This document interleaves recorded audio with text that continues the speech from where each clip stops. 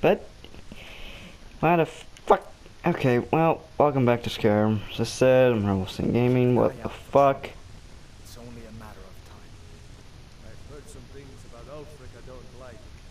You're still alive. What the rebels like to forget is that the Empire is what's keeping the Dominion. Aren't you supposed to be dead? And what the fuck? Stay sharp. What the fucking hell is this shit? What the? This is some good fucking shit. You look like a bitch.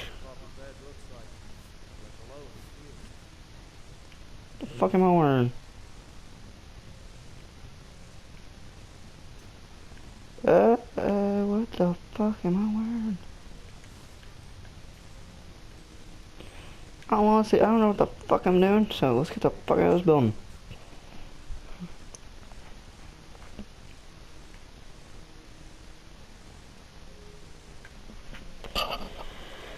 In all honesty, I'm looking forward to next month. Also, a game I would like to see them bring the consoles is, for this fucking video, War of Rights. It's an American Civil War game set in the Maryland campaign of 1862 at the battles of Sharpsburg, Second Manassas, and like other battles of the Maryland campaign, like 7 days. Well, I don't fucking know if 7 days was part of that. I forgot. But regardless, this game is made by fucking. It's a CryEngine. A great looking fucking game. I recommend anybody. I have it on my PC. I mean, my PC is a piece of shit, so that's why I don't really upload anything from there, because I can't run shit aside from like fucking Verdun and Mountain Blade and Long Dark and Paint Town Red and Fallout 4 and The Rake and other shit. But other than that, it's a great game. I've played War of Rights on my laptop. It runs somewhat smoothly. What the fuck? What the fuck? Okay. What the fuck? What the fuck is going on? Peculiar Archer. What the fuck? What the shit? Oh, it's a bandit attack. Anyway, as I was saying about War of Rights, it's incredibly realistic. It has all the weapons, everything accurate to the uniforms of that time period currently. It's in an alpha, so if you want to play it now, you have to pay like $80, which is, if American is 70, which Canadian is probably like $100 for y'all. I don't know fucking Canadian currency, because I just know it's extra $10 or $9. And that, well, one, I like it because they have the fucking Whitworth rifle, which is a British gun made by Sir Joseph Whitworth of England. It's a hexagonal rifle barrel. Shoots a six-sided bullet, which it's uncommon. And honestly, let me kill. Okay, come here, you little shit. It's time for your bullshit. Fuck off. Thank you. Oh wait, the fuck are you? Oh, that's Uthgard.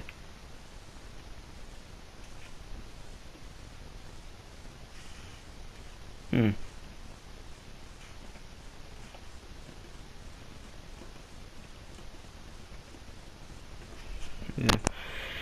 Anyway, though, I mean, like, only currently though with the weapons game, like the revolvers and such, the sidearms, you can't really reload them because the devs haven't worked in like a reload animation. I mean, it's fine all in after all. Then most of the time though, Civil War. Well, during the American Civil War, the tactics were still like based off the Napoleon design, but the weapons were twice as deadly. Like they had a fucking mini ball made by some French dude named Jean-Paul Mini, or some shit. It's a French rifle, because he made a rifle along with a bullet. And what the fuck is this? Warrior. Oh. Anyway, as I was saying, the mini ball, whenever it would impact, it would break bones and shit. It was pretty much used with the model 1861 Springfield rifle. I mean, first of all, they would use any kind of weapons they could get their hands on. I mean, the main weapon for the Confederate forces, like the Army of Northern Virginia, the Army of Hood's Texas Brigade, and Edmund Kirby Smith's Florida Brigade, and such and so forth. They would use any guns they could capture, mainly British guns like the Pattern 1853 Enfield 3-band, which they would import from England, because England, though though other countries remain neutral, the Confederacy actually sent over delegates. One was actually Jewish, I believe, because we all know how Jewish people are with getting shit. No offense. Anyway, and sent over to Birmingham to talk to him, but it didn't work out because, well, the British had India, and India is also like the southern United States climate for cotton, rice, indigo, other plants like chewing tobacco, watermelon, wheat, everything else, because their climate was good for it. And they said no. The British still sent over people to observe. One of them was actually featured in the movie Gettysburg, which is based on the book The Killing Angels by Martin O'Hara, or Shara, or some shit, or Kevin O'Hara, or some shit. It's a good book, I recommend it. And detailed the Battle of Gettysburg, which, as we all know, is the high watermark of the Confederacy. It's the Confederacy's Waterloo. They got through that stone wall at one place. It was a Mississippi Brigade. I think it was 11th Mississippi. The University Grays were there. They lost all their fucking men in that battle. What the fuck is this? Lord Dorsey. Aren't you a little young to be walking these fucking roads? Did I give you a... No, I'm not even gonna bother. I do not care if you get molested. Who the fuck are you? Okay, that's weird. Anyway, back to what I was saying about the fucking Gettysburg shit. It's a good book and everything, yada yada yada. High watermark, Confederacy, but little facts. Well, George Sickle, he was America's technical first fucking serial killer, kind of thing, or sociopath or some shit. Got his leg blown off. He moved his division up farther than the fishhook, which what the Union line was. It was like a big ass fishhook. The Confederates, pretty much the Barksdale's Brigade, which are Mississippians and such, and Alabamians and Floridians and such, and they tried to break through. Well, the Union ended up holding them off, and well, we all know how that went. But anyway, back to war rights though. Reason I would like to see this ported to console when they have it more finished up and in depth, because I like historically accurate shit. I know a lot of people do, like YouTube channels like Lord John, the Musicman Gamer, and fucking Chatopia and shit. And I would gladly, I know friends on here, like I have a couple of friends who gladly play this on console all day, because they get everything right about that game in general. Like, they got the uniforms down. Like, for example, the Burden Sharpshooters, which is the 1st and 2nd United States Sharpshooter Regiment, they wore green uniforms. And depending on the rank, like if they were private, they'd wear green pants with a blue top, and they'd have little Sharps carbines. Now, but you don't know, those who do not know what a Sharps rifle is a Model 1859 Sharps rifle is a breech-loaded rifle made by Christian Sharp at the Vermont or Massachusetts factory up in the New England area. And for its heyday, it was a quick rifle, because underneath the gun, undercarriage of the gun, pop in around, pop one out, put one in, boom, boom. You fire off about 10 shots, as long as it takes you shoot maybe like 2 or 3 musket rounds or mini ball rounds at the enemy. So it's quite efficient, and they were also quite deadly. Example of this would be California Joe. He was a Californian who had a rifle, a Sharps rifle. He had it fitted with a sight, a long sight. Though, God, this game is so beautiful. He had it fitted with a sight, and he picked off about 20 Confederate artillerymen. When he would shoot, though, they would go when they were about to fire. And every time he shot, the cannon would shoot along with it. So he timed his shots along with the rest of the sharpshooters. And, pretty much he took out half a fucking brigade or unit of Confederate artillerymen with his rifle. He got discharged in 1863, I believe. Yeah. And well, not too much about him. I mean, if we're going to talk about sharpshooters and more right such, I'm going to have to talk more about the Confederate sharpshooters, like the Palmetto Brigade, which are sharpshooters. Now, the thing with the Confederate sharpshooters is pretty much everyone on the southern side of the war is pretty much a crack shot, because southern folks, most back then, grew up all hunting and shooting and gutting and cleaning animals and hunting and tracking, so they were already keen with firearms and such. I mean, I am as well. Wonderful. Monarch. And they raised a couple of companies. I know there's 2 from Alabama, a couple from North Carolina, South Carolina, respectively. I think there may have been 1 from Arkansas or Georgia.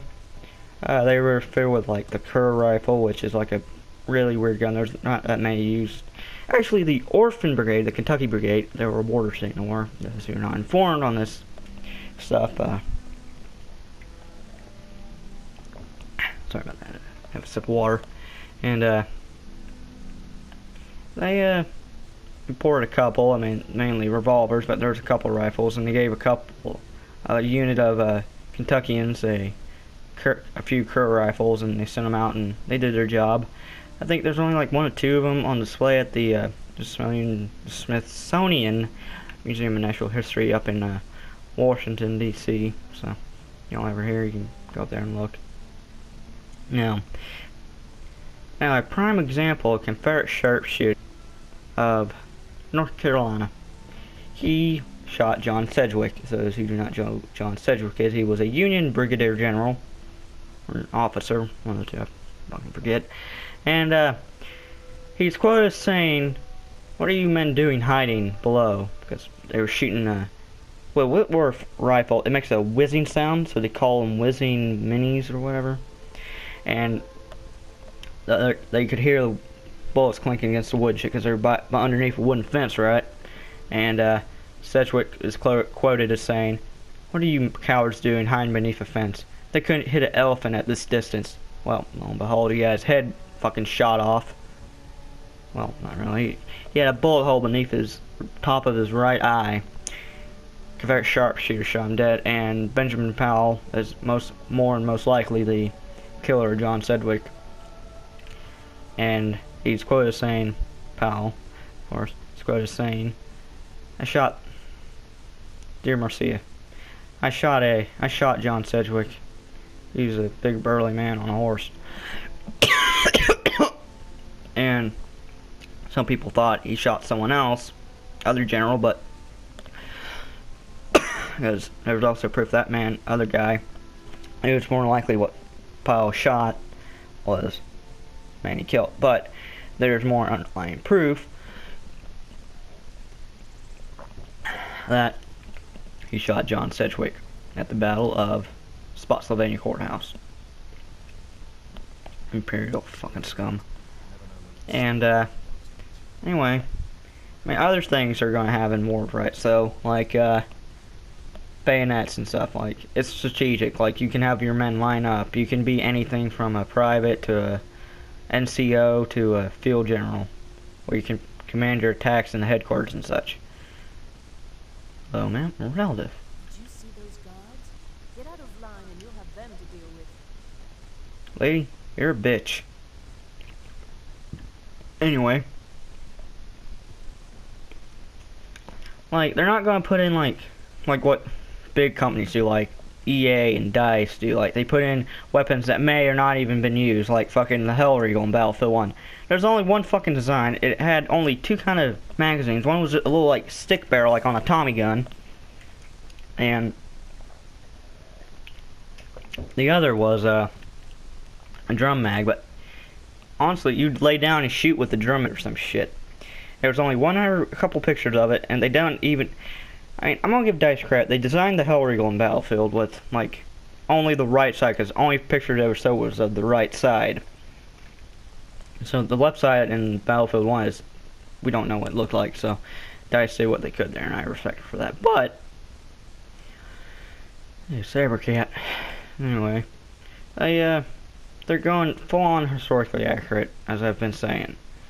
Like, they're not gonna be any fucking Gatling guns or fucking Winchester rifles or Spencer repeating carbines or fucking random shit.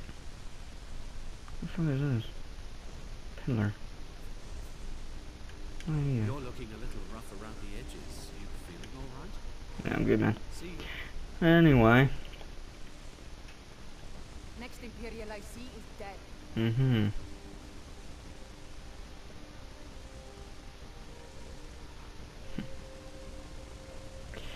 And I mean, I wouldn't mind them adding the model 1855 Colt revolving rifle, pretty much as a 5-shot. It's like a revolver, pretty much, but it would revolve like a rifle. I mean, it was prone to jamming and overheating, but it was used by like the Confederacy in most part and the Union. But it was in limited number. I think a couple 100,000 was used at the most. And other than that, there weren't really that many. I mean, in all honesty though, your Gatling gun wasn't really fully on main until like 1862 and up.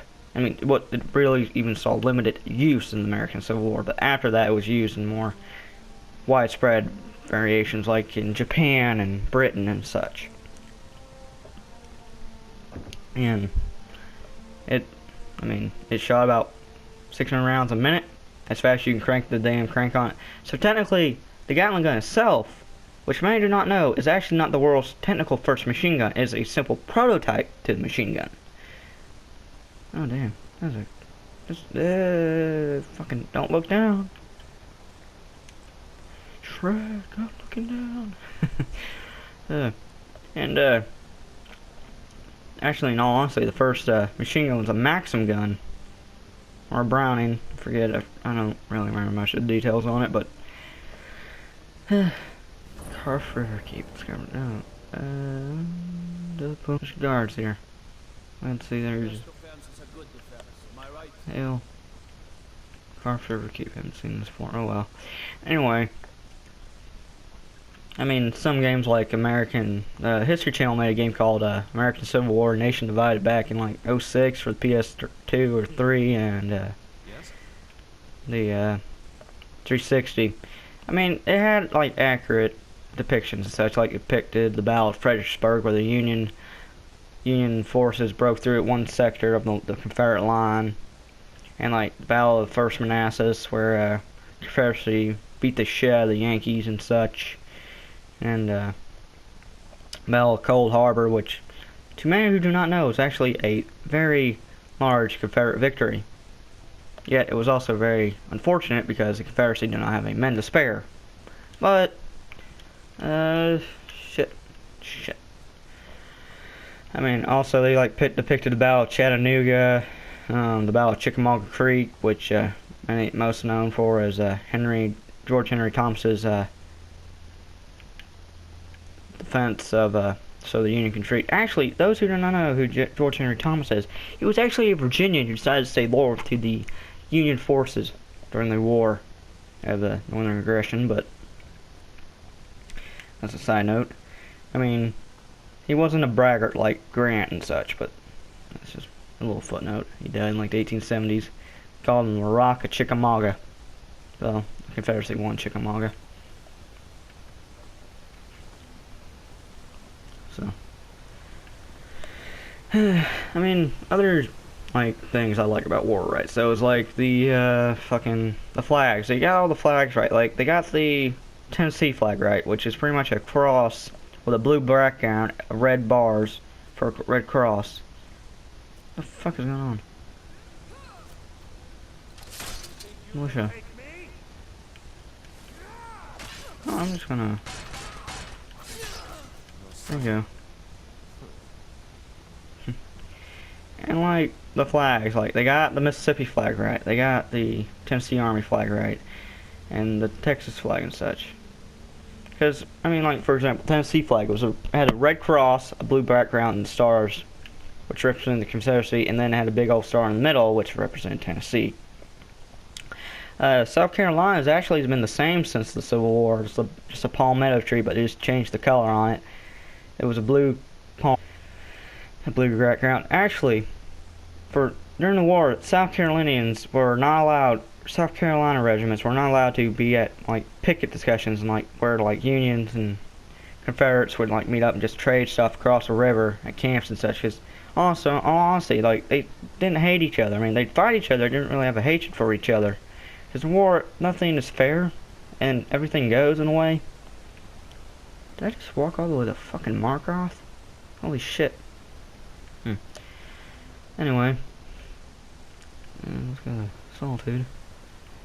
Like, for example, like, I read somewhere, this Confederate, this soldier, he was South Carolina, he was real good at a game of poker.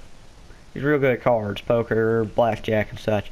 Well, this Yankee picket boy spotted him out because South Carolina's really got a lot of had good uniforms. Like, they had a lighter pecan brown kind of uniform. And, well, it's a Yankee picket boy. He spotted him out by the color of his breeches. And yelled out, "Is that one of them damn palmetto boys I see?" And I'll tell you what, from what I read in this book, this South Carolina boy jumped up quicker than a whore. Man, with a whore did. Hauled ass under and got in a damn ditch and ducked from that damn Union picket boy when he was shooting at him. Pretty damn funny. I mean, other aspects of the game as well, like the pickets. They're gonna have that in, like that picket guards and such. It's quite interesting. I mean, all honesty though, the devs for that game aren't even getting paid at all. So, I mean, I think they're pretty much doing it for free. I mean, I got the game for free from one of the devs, so it's a nice gift from Hinkle. Shout out to Mr. Hinkle himself, the dev for War of Rights. Appreciate it for the free copy. Appreciate it. And I mean, if y'all want to check out War of Rights, just go on the website www.warofrights.com. Just like pledge if you want to get the game or not, and such. Anyway, though, that is gonna probably be it for this episode. Didn't do much, but. Anyway, though, y'all, I hope y'all enjoyed this little discussion, talk on War of Rights and channel. Well, not really discuss about channel, but more historical shit. Anyway, though, I'll see y'all around on RebelSandGaming. Y'all have a good one. Stay tuned.